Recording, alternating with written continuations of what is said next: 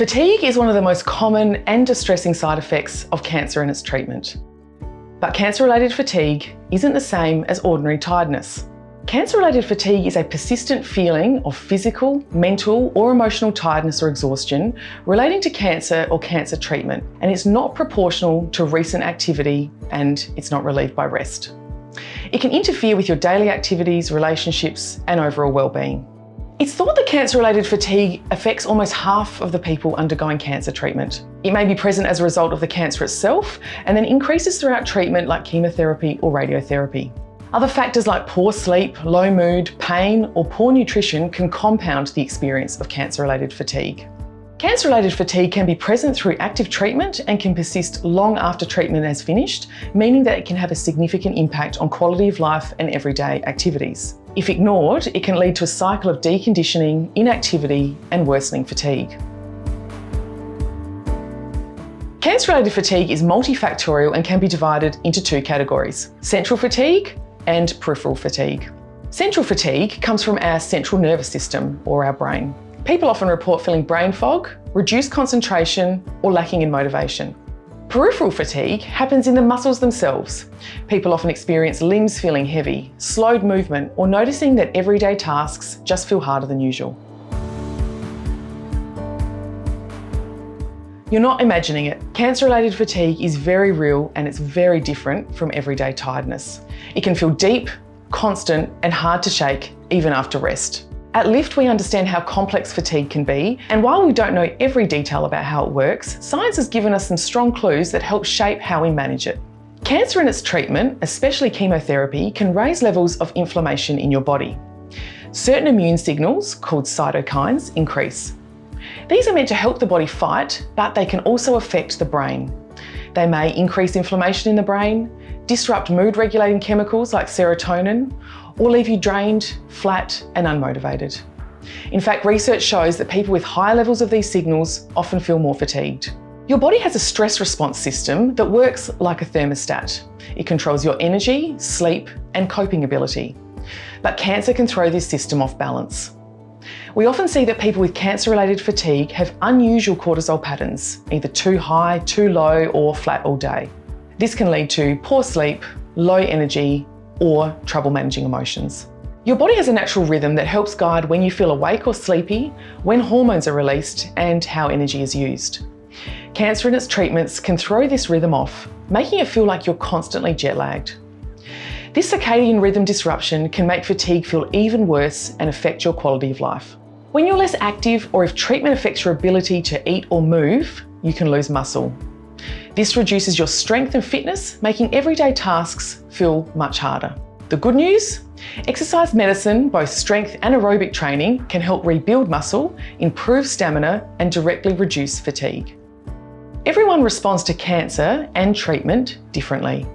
Some people have genes that make them more sensitive to fatigue, especially if those genes affect inflammation or brain chemicals like dopamine or serotonin. So even with the same diagnosis and treatment, fatigue can vary significantly from person to person. Now that we understand some of the causes of cancer-related fatigue, let's talk about one of the most effective ways to manage it: exercise. But we're not just talking about moving your body for the sake of it. We are talking about using exercise as a targeted clinical tool to treat cancer-related fatigue. One of the main causes of cancer-related fatigue is inflammation, especially from cancer treatments like chemotherapy and radiation. These treatments can increase certain immune molecules in the body, called cytokines, that trigger inflammation in the brain, interfere with important brain chemicals like serotonin or dopamine, and leave you feeling heavy, foggy, or low in energy. But here's the good news: exercise can reverse this. Aerobic exercise like walking and cycling help lower overall inflammation in your body. Strength or resistance training, like using weights, encourages your muscles to release molecules called myokines. These are your body's natural anti-inflammatories. Myokines may even reach the brain, reducing brain inflammation, improving mood, and helping restore your energy. Exercise also strengthens something called the blood-brain barrier, the protective shield that helps prevent harmful inflammation from affecting your brain and nervous system. Your body has a built-in system to handle stress called the hypothalamus pituitary adrenal axis, or HPA axis for short. This system controls how much cortisol, your main stress hormone, is released throughout the day. In people with cancer-related fatigue, this system can get out of balance. You might have cortisol levels that are too high or too low, or a flattened daily rhythm where your energy doesn't rise and fall the way that it should. This can lead to poor energy in the morning, low mood and irritability, or feeling easily overwhelmed. Exercise can help bring this system back into balance. Regular physical activity helps support a healthy daily cortisol rhythm. Vigorous aerobic exercise in particular can boost your morning energy by improving the normal cortisol awakening response. The circadian rhythm is your body's internal clock. It controls your sleep-wake cycle, appetite, mood, and even how your body heals. Cancer treatment and its side effects can really throw off this clock. Things like medications, particularly steroids, hot flushes or dry mouth, worry or anxiety, or even needing to get up and go to the bathroom overnight more than normal, can lead to poor sleep and disruption to your body's natural rhythm.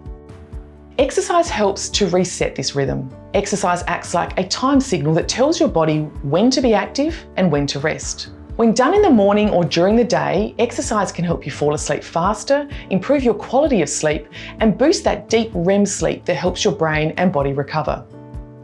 Better sleep means more energy, sharper thinking, and better emotional well-being. One of the key reasons that cancer-related fatigue can feel so intense is because of something that we don't always see, and this is a loss of skeletal muscle mass. Cancer treatments, less activity, and even not eating enough can all lead to muscle loss. And when muscle mass goes down, moving our bodies is harder. When your muscles are weaker, simple tasks take more energy, your strength and endurance drop, you may feel more dependent on others, and your fatigue will build up faster. But here's the good news. You can take back control with exercise and nutrition. At Lift, we use a powerful combination of exercise and nutrition to help you rebuild your muscle and restore energy. Strength training will help rebuild and protect your muscles, improve physical function, and reduce how tired you feel during everyday tasks. And while strength is important, so is aerobic fitness. That is, your body's ability to use oxygen efficiently. Aerobic exercise boosts your heart and lung health, increases your energy and endurance, and helps your cells produce more energy, lifting your mood and reducing inflammation. When you combine aerobic exercise with strength training, you recover faster, feel more energetic, and reduce your fatigue across the day. Sometimes fatigue doesn't make sense. You might wonder, why do I feel worse than someone else who's had the exact same treatment? And the answer could be genetic regulation. Some people are just more genetically prone to higher inflammation, changes in brain chemicals like serotonin, and stronger perception of fatigue. Of course, we can't change our DNA, but exercise can actually change how our genes behave. This is called epigenetics. For example, it can turn genes on or off, or increase or decrease how active a gene is. Exercise has been shown to decrease the expression of inflammation-related genes, boost the expression of genes related to energy metabolism, mitochondrial function, and muscle growth, and improve resilience to physical and emotional stress. Even if you're genetically more vulnerable to fatigue, exercise helps to tip the balance in your favour. It supports your muscles, your mood, your immune system, and even how your body expresses certain genes. Exercise when you have cancer is not just about getting fit.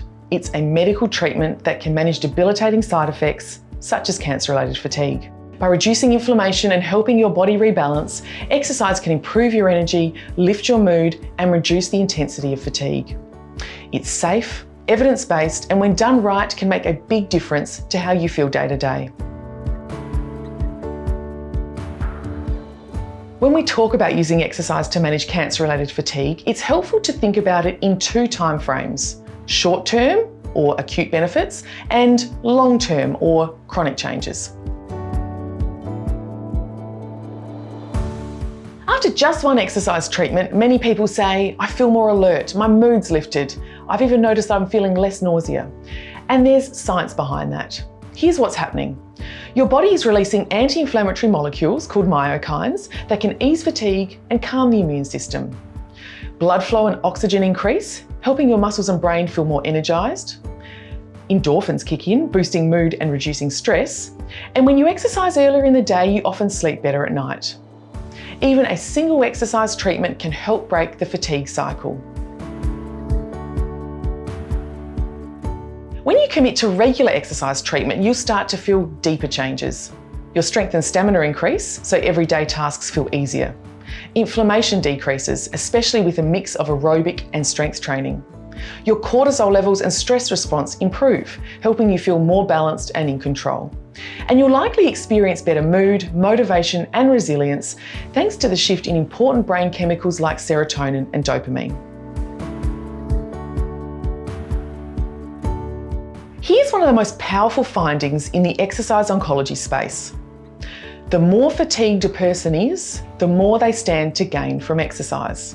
Why would people with the worst fatigue be getting the biggest benefit?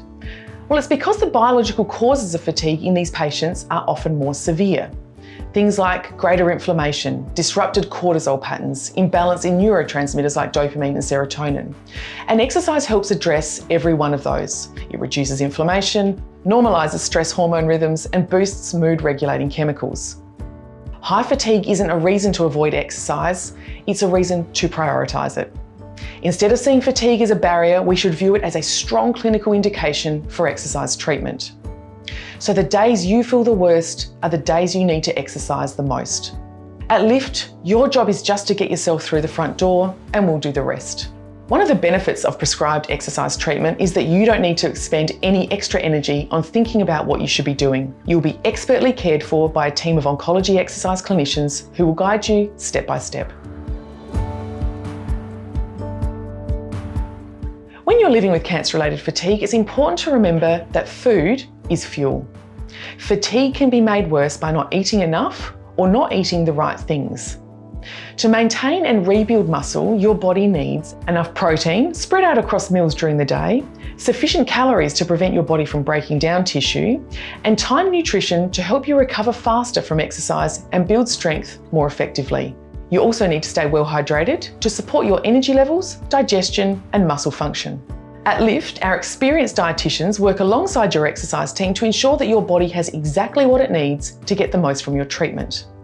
That includes helping you time your meals around activity, managing changes in your appetite or taste, and supporting muscle repair and energy restoration with tailored eating plans.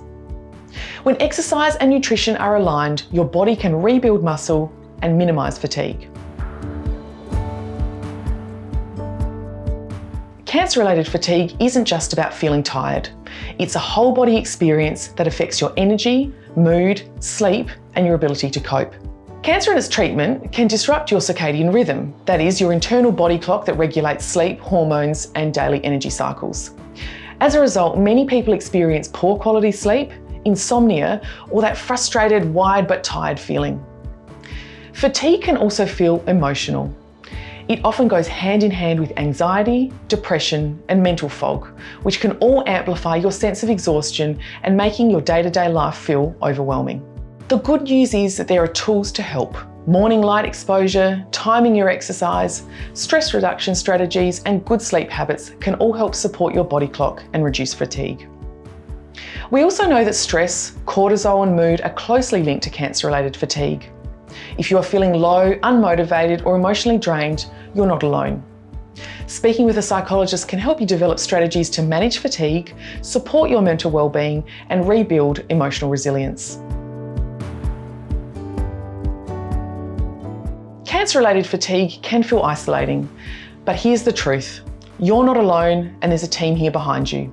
A multidisciplinary team of exercise physiologists, physiotherapists, psychologists, and dietitians all work together to create a care plan that is evidence-based and made just for you. We're here to help you rebuild your energy, confidence, and quality of life, step by step, together.